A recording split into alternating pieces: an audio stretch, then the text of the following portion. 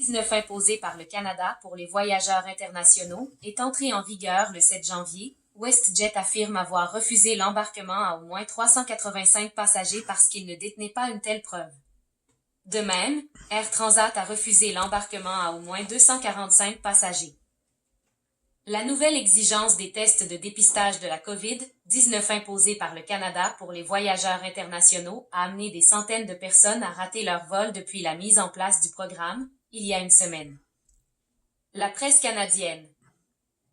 En vertu des nouvelles restrictions, tous les passagers voyageant vers le Canada en provenance d'un autre pays doivent présenter une preuve d'un résultat négatif à un test de dépistage de la COVID-19 passé un maximum de 72 heures avant le départ.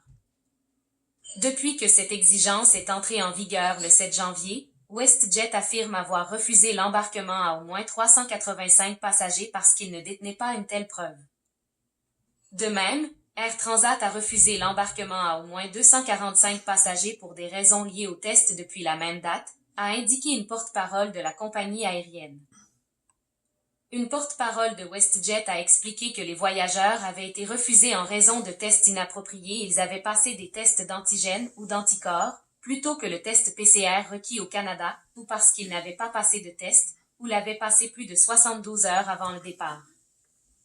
Au moment de l'annonce de l'exigence des résultats de tests, les principales compagnies aériennes du Canada ont demandé, en vain, au gouvernement une prolongation de 11 jours pour mettre en œuvre les nouvelles règles, avertissant qu'elle entraînerait de la confusion pour les passagers.